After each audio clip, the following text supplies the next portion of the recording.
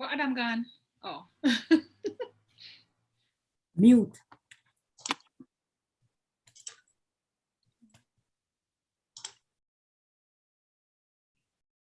Welcome to the Caribbean Edge.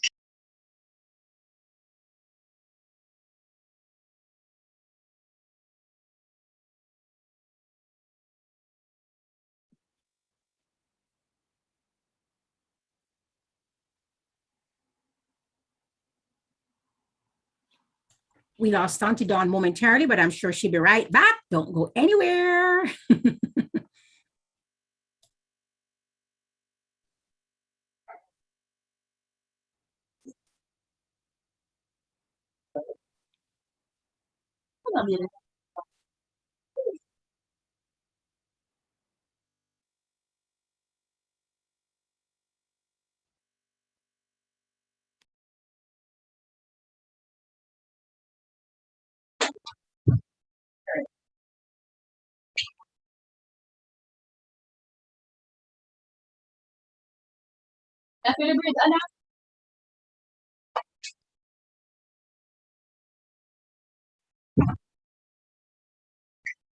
What is the purpose of this creative?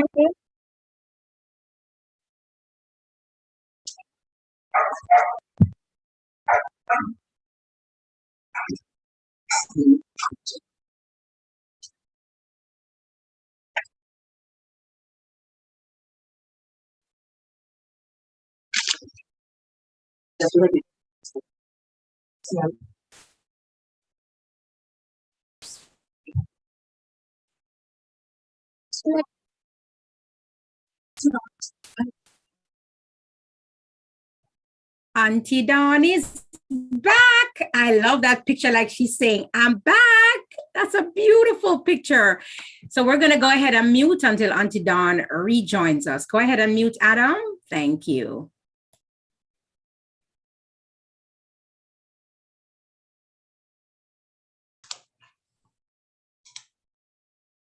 There I am, not sure where I disappeared to. Welcome to the Caribbean Edge Kids. My name is Auntie Dawn, streaming from South Florida, along with Adam, who is actually streaming from Jamaica. Welcome, Adam. How are you?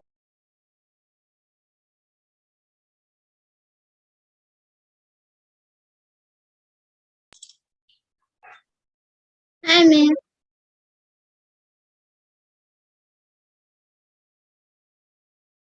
Sometimes I'm still.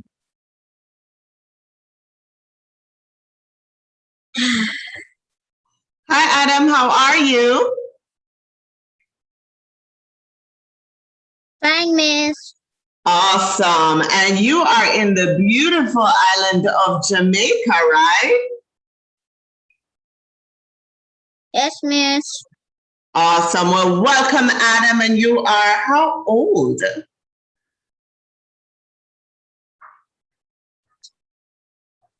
8 years old. You're 8 years old. And do you know what you want to be when you grow up? Yes, miss. What would you like to be when you grow up? A police.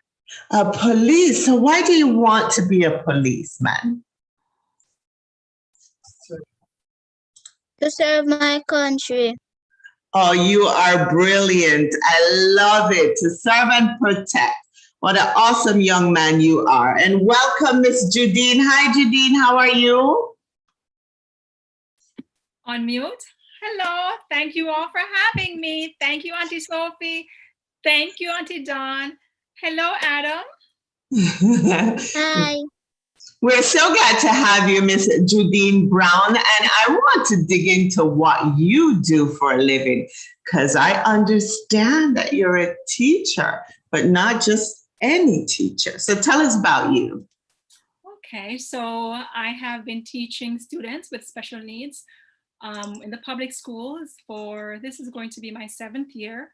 However, I've been teaching for 20 years because as parents, we have to remember that we are the first teachers, right? I also, I have 4 children of my own.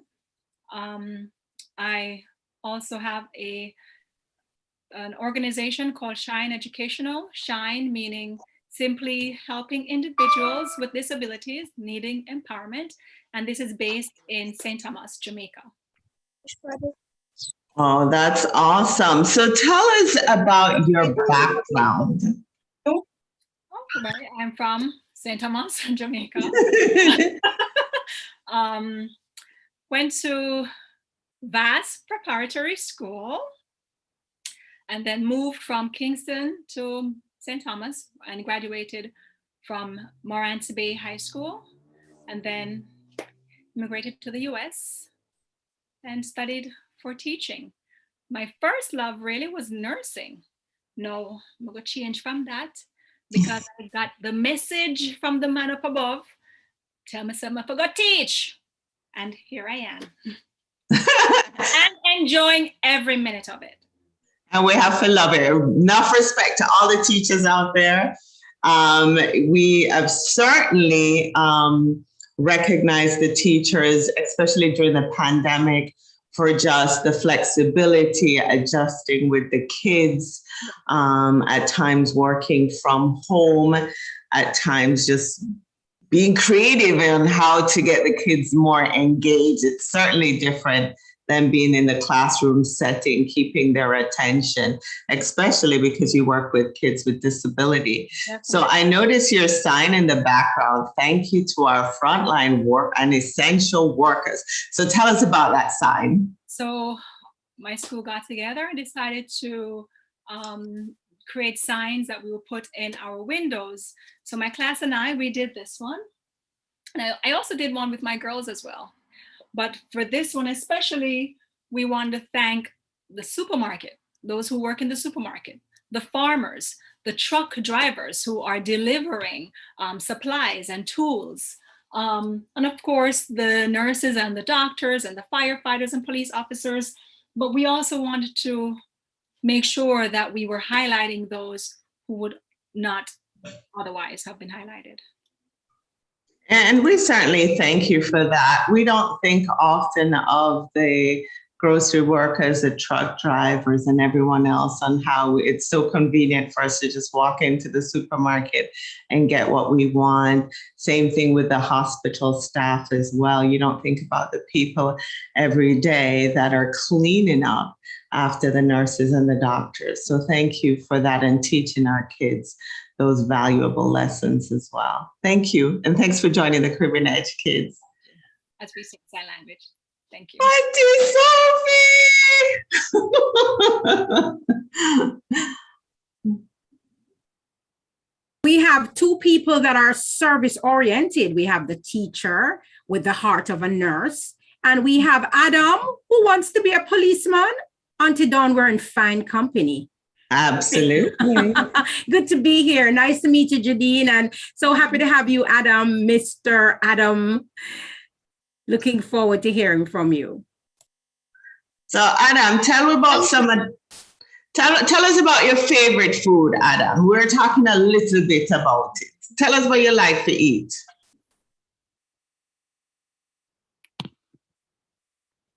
Rice and peas and fried chicken. Okay, but is there a specific fried chicken you like? Tell the viewers.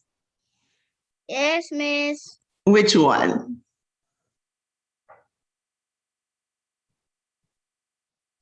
KFC. KFC. And I know we're talking about it just before we went live. And Auntie Sophie mentioned that people go up on a plane and go yard. Just forget yard KFC because it tastes so much better than the foreign KFC. So you have a golden thing there in Jamaica. And I can't wait to go back to Jamaica to try KFC like Auntie Sophie. We all come try it because we miss our traditional food, the curry goat. Well, we get it all here in South Florida. But we love our Jamaican food as you get older as well. So thank you for sharing that with us, Adam. And what book do you have for us? What are you going to read?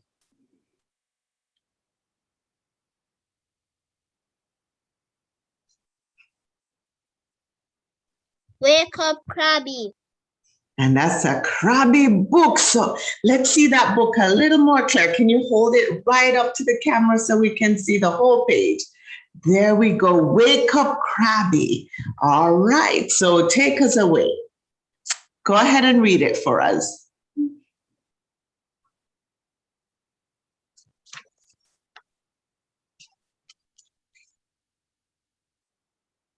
Tonight is just a night off the beach.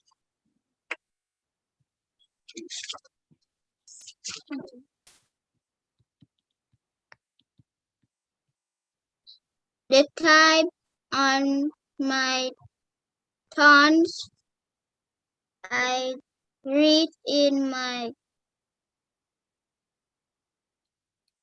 gills.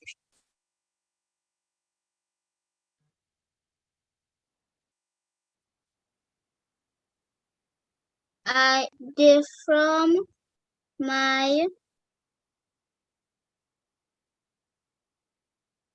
frame.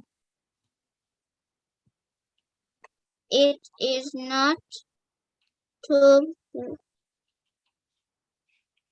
wake a crabby and sleep.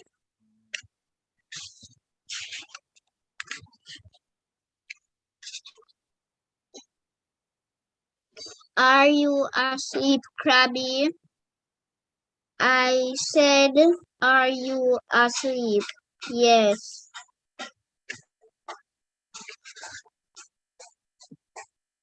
Hi, okay. Wait a second. Are you still asleep? Yes, I am asleep. What are you doing?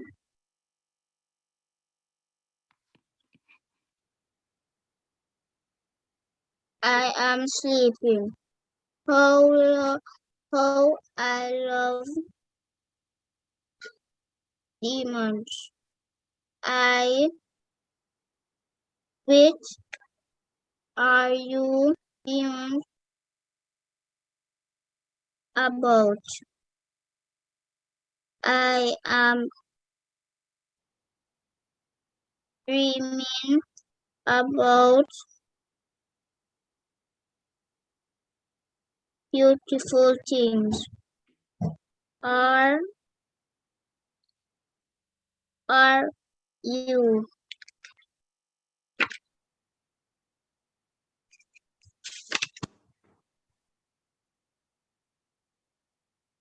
Pick our question.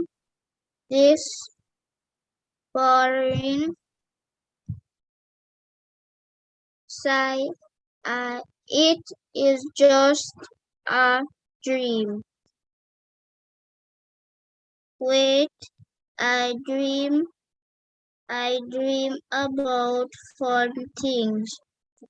I dream about rainbows and nice rains. I want you to follow me and my friends too, girl. Okay, I am not sleeping. Will you share a sleep over in my very house? That the end. The end. Woo! Thank you, Adam. So guess what? Was he sleep talking? He was pretending to be sleeping. Very interesting book. So do you do that too, Adam? Do you ever pretend to sleep and you're really not sleeping? Yes, Miss. I think all kids do. And it's so important that you read out loud. So you're teaching and inspiring other kids the importance of reading out loud because it gets your brain going. So thank you for being brave and for reading to the rest of the world today. Very nice choice. And we want to get to know that book a little more. So we're going to have to add that book to our collection. So let's see the cover again. Wake Up Krabby. So is that one of your favorite books? Yes, Miss. And you recommend it to the rest of the kids out there, right? Yes, Miss. Good, good, good. So we're going to get that one for our collection. Auntie Sophie. Oh my goodness. Auntie Dawn, had he not read it, then I would not have realized what the topic was. It says, Wake Up Krabby. I thought the person woke up feeling crabby, which is a term to say you're not feeling well. But somebody was literally waking up crabby. And I thought only Jamaicans say, are you sleeping? You've heard where you call somebody, are you sleeping? And the person say, yeah. Yeah. So you're sleeping while you're answering. Yes, only are you sleeping? You what? You asleep? So thank you for sharing that with us, Adam. I am telling you that was too funny. Why they're disturbing crab? I don't know. He wants to sleep and he's answering and saying he was having a great dream, right?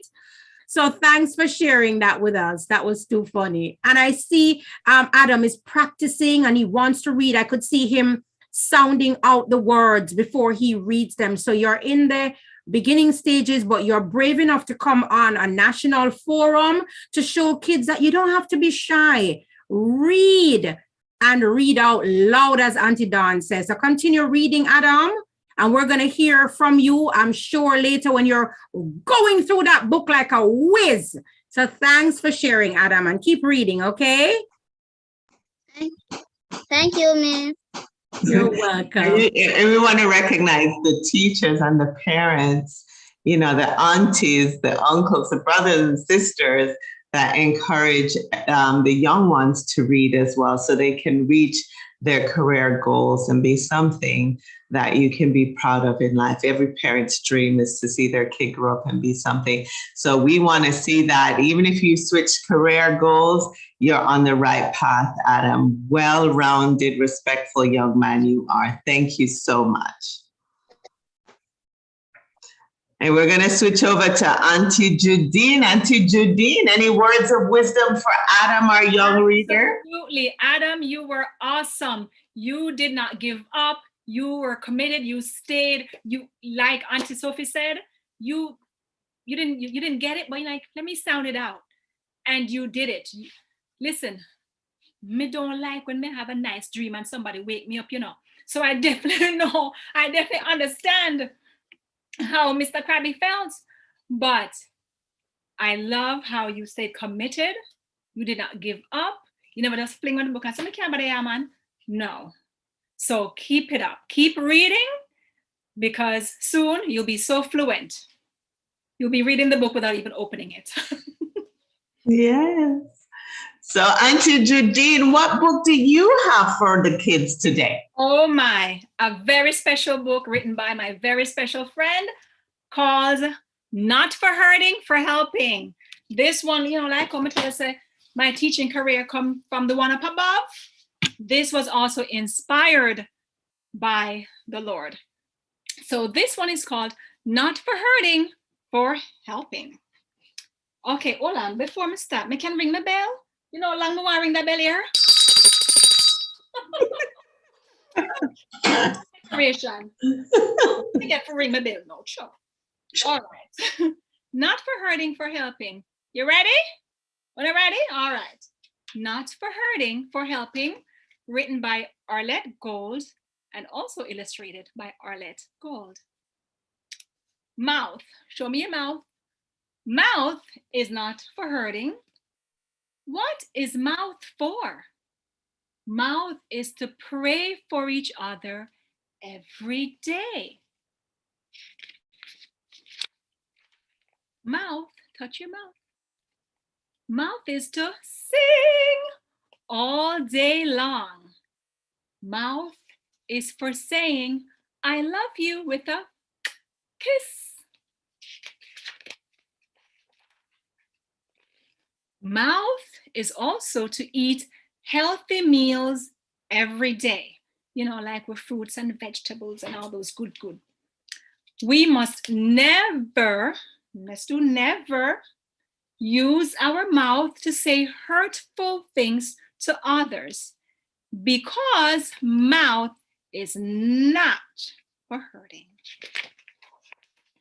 Hands, show me your hands, is not for hurting. What are hands for? Hands are to tie my shoelace so I will not fall. Hands are to carry my bag to school. Hands are to play. Hands are to help rake the yard. Hands are to comb my hair so it's not tangled. Hands are to hug my mom to show I care. Give yourself a big hug, big hug. Good. And hands are for playing with my friends in the park. We must never, remember, show me never, hurt anyone with our hands. Instead, use your hands to help others. Feet, point to your feet. Feet are not for hurting. What are feet for? Well, feet are to kick my soccer ball. Feet are to jump with my friends. Feet are to walk up the alphabet stairs. Feet are to ride my bike. And for running, so I can exercise. We must never, show me never, never use our feet to hurt or cause injuries to others, because feet are not for hurting. So please remember to do good and to share, for with such sacrifices, God is well pleased. Not for hurting, for helping. Oh, what an awesome book that is. What age group is that for? I would recommend, from 2, when they start pull, so I would say 7 or 8. Okay, so if you have a young sibling or a parent, really nice book to read to kids. I love that book. I was thinking hands are for volleyball. And I was happy to see the feet were for soccer and for combing your hair and all these lessons. Adam, did you like the book? Yes, Miss. So tell us what you use your hands and feet for? I use my hands to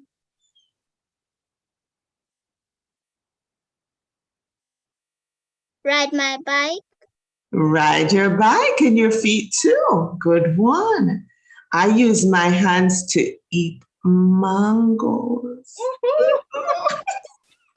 And what's your favorite mango, Adam? East Indian. Auntie Jadine, what's your favorite mango? Julie all the way. Julie all the way. I already know Auntie Sophie's, but she going to live under that tree. Auntie Sophie. I love Julie too, and I love Bombay. Ooh. But I'll eat one of Adam's East Indian and Auntie Dawn's East Indian. Yes, cut half piece, give me. So Auntie Sophie, what a nice book for the little ones from Auntie Yes. Jadine. Yes, it is. It is teaching them how to play with each other and what our areas are for mouth and hands, because so often the little hands turn into a fist and they want to fight, and the mouth saying naughty things. So that's a good book. I really thank you for sharing that. Yes, and also because our younger ones, they're still learning how to communicate. You know how when little boy like the little girl pull the hair, you know, so I'm like, no, it's all right, let's talk, you know, tell her, say here, you know, get on pretty flowers or something. Right. And definitely no kicking with those feet. Use them for sports, for exercising, running. Right. So many things you can do to walk that hill. But yes, Auntie Sophie, what do you have in store for us today? Well, Auntie Dawn, it was such a pleasure to sit here listening to the young one who's coming up, Adam. And thank you, Teacher Jadine, for all you do. And I'm sure you have your work cut out for you because you teach special kids with special needs. So lots of patience, I'm sure it takes, right? So we thank you. We can't thank you enough. And Adam, I know we're going to hear more from you because I can see the bright. Can you see his eyes? Or it's bright, very bright. So I'm going to try to give you, Adam, do you know Brother Anansi? Have you ever heard about Anansi stories? Yes, Miss. You do? I have a book about Brother Anansi. Whoa. So another time you probably can come and share that with us. So I'm going to share. I haven't shared an Anansi story in a long time. I see Yes. Auntie Judy. Yes, you're saying something, Adam? I have a book about Brother Anansi and reggae music. What? I have to add that book to my collection. It looks like Brother Anansi is everywhere, Auntie Dawn. He is all over the place. Now I'm getting involved with reggae music. And I see Auntie Judine is in her national print, the bandana, which is our cultural attire, right? So I'm going to quickly read an Anansi story that, Adam, you may be able to get because it's about a little kid. Well, here's goes. Anansi, and you have your hand up, sweetheart? Yes, Miss. Miss, Yes. I have a CD about it too. He has a CD, Auntie Dawn. It looks like Adam love Brother Anansi. Well, let us see what Brother Anansi is up to this time, because we know he's a trickster, right?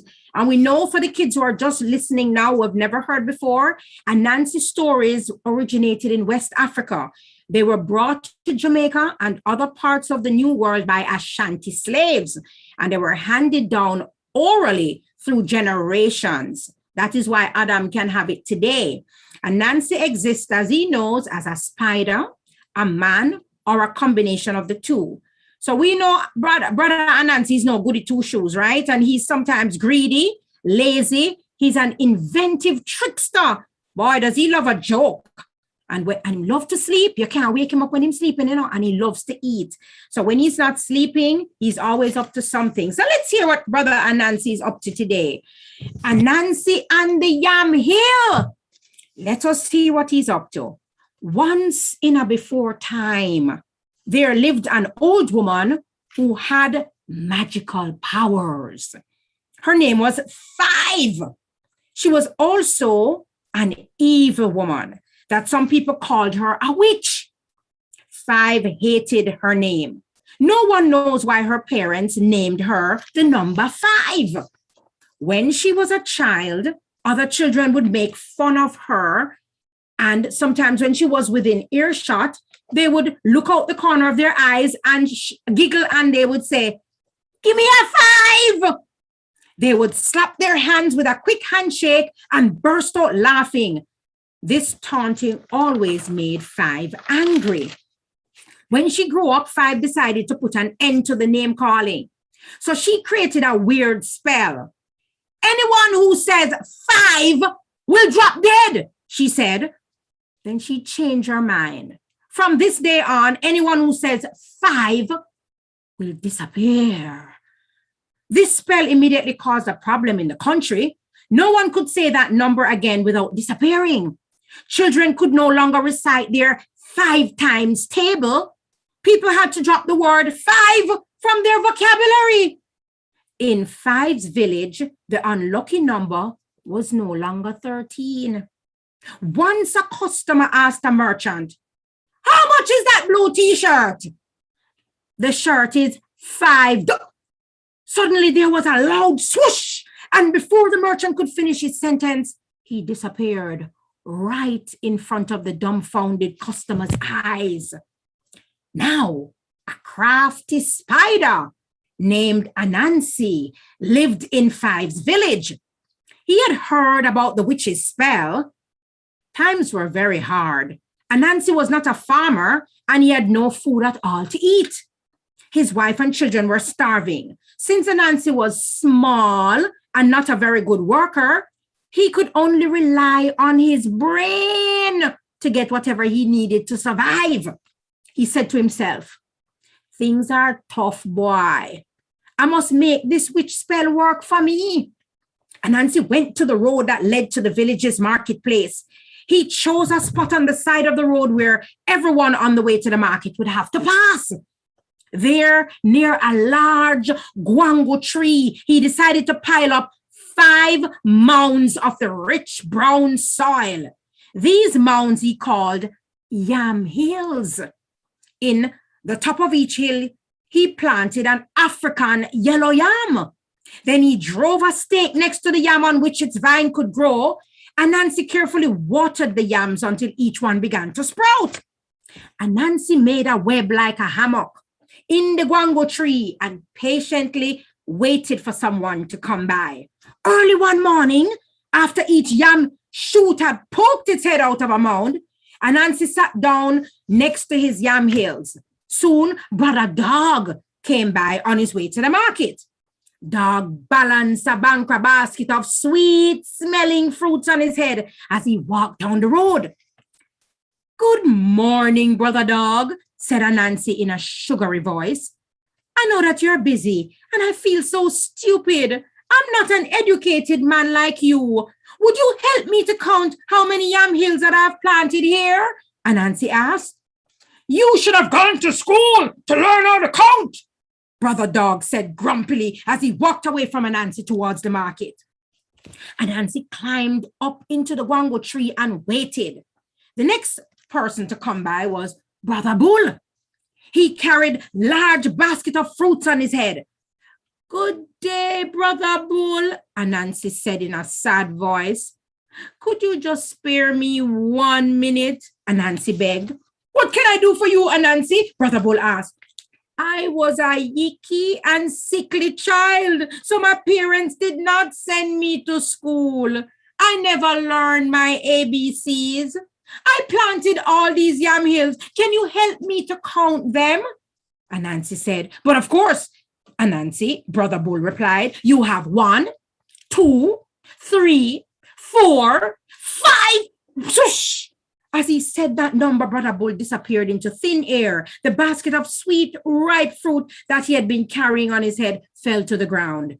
Anansi snatched up the basket of fruit and rushed home to eat them all. For a long time, Anansi did very well tricking some passerbys into counting his yam hill. He grew fat from all the basket of food he had gathered. He had tricked Brother Turtle, Owl, Mongoose, Hare, Peony Wally the Firefly, and even the tough Brother Scorpion.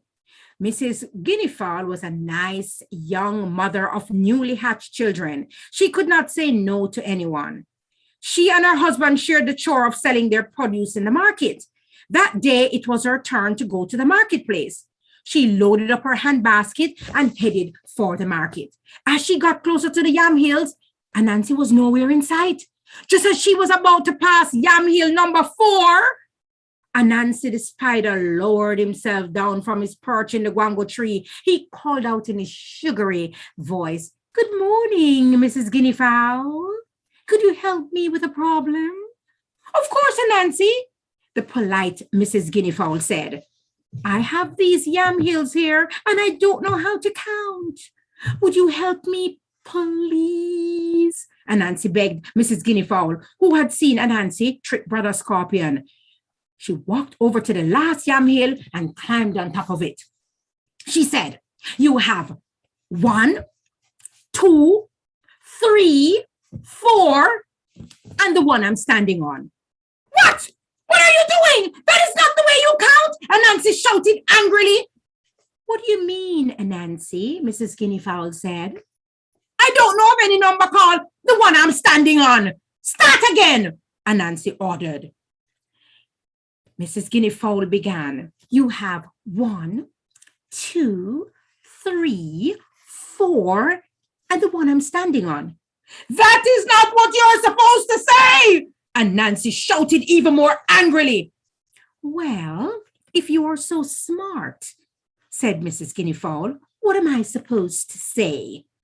Anansi shouted, you are supposed to say 1, 2, 3, 4, 5. Whoops! Suddenly, Anansi disappeared, leaving Mrs. Guinea Fowl with all the loot that he had gotten from tricking his victims. So you hear what happened to Brother Anansi. Jack Mandora, me no choose none. The end. Now we realize that although Brother Anansi is tricky, sometimes the trick backfire. The Jamaican moral of the story is greedy chucky poor, greedy choke puppy, or a greedy puppy will soon choke. Have you ever seen a puppy eat so fast so much that it sometimes choke? So that is the story. He was greedy and he ended up getting choked. The end. Thank you, Auntie Sophie. It's been so long since I heard an Anansi story. And you always read it so well for us and just pull us in to the story. So thank you so much. And for sharing the Anansi story with the rest of the world. Adam, what did you think of that? I saw you so involved listening to this story. Anansi learned his lesson to never trick people. I know he got outsmarted this time. They tricked him. And I want you to come back and read your Anansi book with us one day, because you can share that. I noticed how much you lit up when you started talking about your Anansi book. So we'd love to have you come back and read that story for us. Okay, Adam? We want to share Anansi with the world. Yes, miss. Awesome. Auntie Jadine. Yes, I did not expect that ending. I've never heard that story before, so I'm so glad that I am here today and I heard the story. Because Anansi always win. So I was really surprised for that one. But I don't get. So thank you. If you tuned in, remember to share and like this and subscribe to the Caribbean Edge Kids and send your kids our way. We would love to have them come on and read like Adam has done to inspire so many other kids. So reach out to us. Our email is thecaribedgekids@gmail.com. So just like how it sounds, the Carib, C-A-R-I-B, Edge, E-D-G-E, kids@gmail.com. And we want to thank you all for tuning in today. I want to thank Auntie Jadine and remind us of the author of that beautiful book you read today. It is Arlette Gold, and we hope maybe she can join us one day. I know. It's a perfect book to teach our young kids how to use their hands and their feet and their mouth to do kind things, which we really need to do around the world. We want to thank Adam, our 8-year-old future police officer, who is a brilliant reader, for reading out loud and for just representing our beautiful island of Jamaica. And we're going to come get some KFC. No one with the KFC in Jamaica. And we can't thank Auntie Sophie enough. So I see Adam wants to say something. Go ahead, Adam. Miss, you should try KFC and pizza. KFC and the pizza? So what you like on your pizza, Adam? Pepperoni. Pepperoni. Good one. Me like pineapple on mine. You know, sir. Well, you have the best fruits in Jamaica too. The pineapple, sweet like sugar. So thank your family and your teachers, Adam. You're an awesome young man, and we're going to hold you to coming back to read Anansi with us. Yes, miss. Yes, thank you. Auntie Sophie, one love, walk good. Walk good. Thank you. Thank you. Bye-bye. Bye, everyone. Have an amazing week. One love.